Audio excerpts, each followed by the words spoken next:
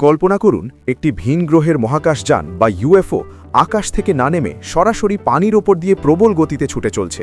শুনতে অবিশ্বাস্য মনে হলেও ইঞ্জিনিয়ারিং এবং সৃজনশীলতার সমন্বয় ঠিক এমনই একটি জলযান তৈরি করেছেন মিস্টার হো। এই প্রকল্পের শুরুটা কোনো সাধারণ নৌকার নকশা দিয়ে হয়নি, বরং এটি ছিল একটি স্বপ্নের বাস্তব রূপান্তর।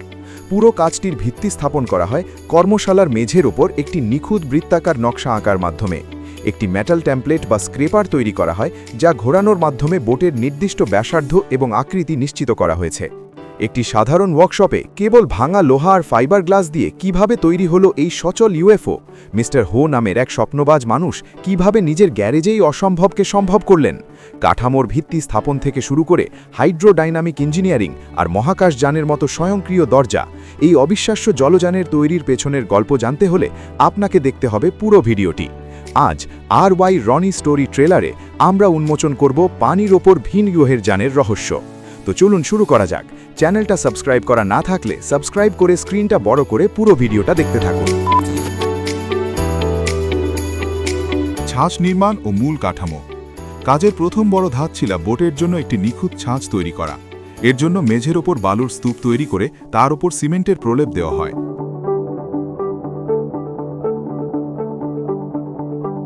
এরপর সেই মেটাল স্ক্র্যাপারটি ঘুরিয়ে ঘুরিয়ে বালু ও সিমেন্টের মিশ্রণটিকে একটি নিখুঁত গম্বুজ বা ডিস্কের আকৃতি দেওয়া হয়। এই ছাঁচটি শুকিয়ে যাওয়ার পর তার উপর বিশেষ রিলিজ এজেন্ট এবং বেগুনি রঙের প্রলেপ দেওয়া হয়, যাতে পরবর্তী স্তরের উপাদানগুলো ছাঁচের সাথে আটকে না যায়। এরপর শুরু হয় ফাইবার গ্লাসের কাজ। রেজিন এবং ফাইবার গ্লাস ম্যাটের একাধিক স্তরে স্তরে বসিয়ে বোটের নিচের দিকের মূল খোলসটি তৈরি করা হয়। কাঠামোর স্থায়িত্ব নিশ্চিত করতে এর ভেতরে গোলাকার লোহার রিং বা সাবফ্রেম বসিয়ে দেওয়া হয়।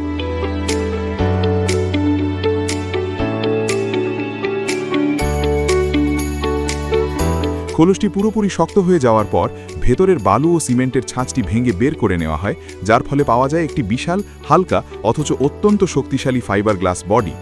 অভ্যন্তরীণ শক্তি ও ইঞ্জিনিয়ারিং। নৌকাটি যেন পানির চাপ সহ্য করতে পারে এবং ওজনেও হালকা থাকে, সেজন্য মিস্টার হো এক অনন্য কৌশল অবলম্বন করেন। তিনি বোটের ভেতরের অংশে হেক্সাগোনাল বা ষড়ভুজ আকৃতির অনেকগুলো বোর্ড বসান। আধুনিক অ্যারোস্পেস ইঞ্জিনিয়ারিংয়ে এই হেক্সাগোনাল প্যাটার্ন ব্যবহার করা হয়, কারণ এটি ওজনে হালকা কিন্তু চাপ সহ্য করার ক্ষমতা অনেক বেশি। এরপর এই প্যাটার্নের ওপর আবার ফাইবার গ্লাসের আস্তরণ দেওয়া হয়, যা বোটটিকে একটি মজবুত ভিত্তি দান করে।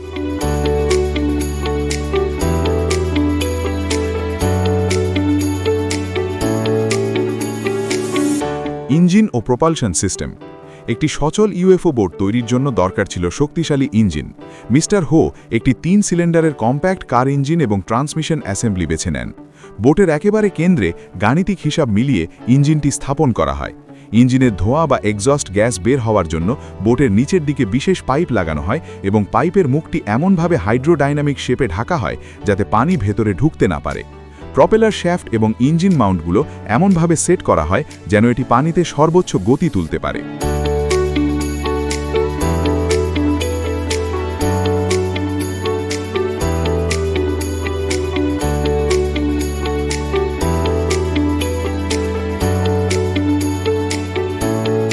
উপরের বডি ও স্বয়ংক্রিয় দরজা।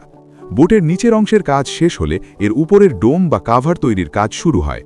নিচের খোলসের সাথে সামঞ্জস্য রেখে উপরের অংশটি তৈরি করা হয় এবং এতে আকর্ষণীয় হেক্সাগোনাল জানালার জন্য জায়গা কাটা হয়। তবে এই প্রজেক্টের সবচেয়ে রোমাঞ্চকর অংশ ছিল এর দরজা।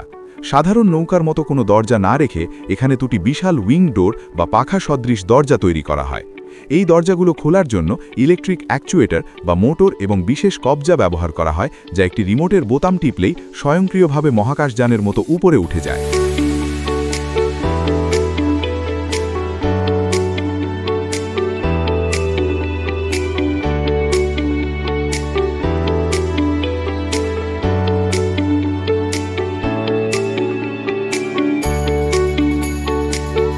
ককপিট ও ইন্টেরিয়ার ডিজাইন। বোটের ভেতরের অংশটি সাজানো হয়েছে ঠিক একটি যুদ্ধ বিমানের ককপিটের মতো। আরামদায়ক সিট, নরম কার্পেট এবং চারপাশের হেক্সাগোনাল গ্রিড একটি ফিউচারিস্টিক পরিবেশ তৈরি করে।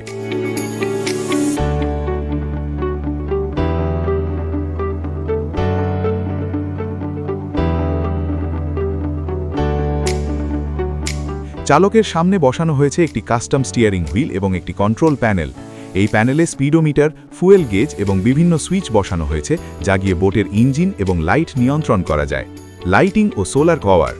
ইউএফওর আসল আকর্ষণ হল এর আলোকসজ্জা।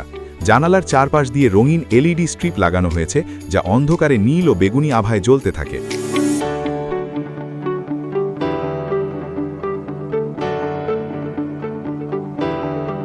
জানালার প্যানেলগুলোতে বিশেষ সোলার সেল বা সৌরশক্তি প্যানেল বসানো হয়েছে যা ব্যাটারি চার্জ করতে সাহায্য করে এবং বোটের আধুনিকতা আরও বাড়িয়ে দেয়। পুরো বডিকে প্রথমে স্যান্ডিং করে মসৃণ করা হয় এবং তারপর একটি চমৎকার মেটালিক গ্রে বা ধূসর রং স্প্রে করা হয় যা একে একটি ধাতব মহাকাশযানের রূপ দেয়।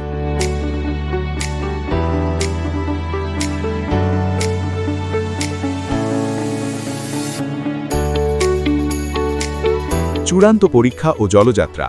নির্মাণ কাজ শেষ হওয়ার পর চূড়ান্ত পরীক্ষার জন্য এই ইউএফও বোটটিকে নদীতে নিয়ে যাওয়া হয়। পানিতে নামানোর পর দেখা যায় এটি চমৎকারভাবে ভারসাম্য বজায় রাখছে। ইঞ্জিন স্টার্ট করার সাথে সাথেই এটি বিশাল গর্জন করে পানির ওপর দিয়ে গ্লাইড করতে শুরু করে। বোটটি যখন তীব্র গতিতে বাঁক নেয় এবং পানির ওপর দিয়ে ছুটে চলে তখন দূর থেকে দেখে মনে হয় সত্যি কোনো ইউএফও ভুল করে পৃথিবীর নদীতে নেমে এসেছে।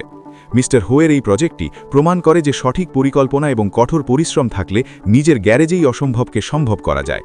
এভাবেই শেষ হয় একটি সাধারণ নৌকার অসাধারণ এক মহাকাশযানের রূপান্তর।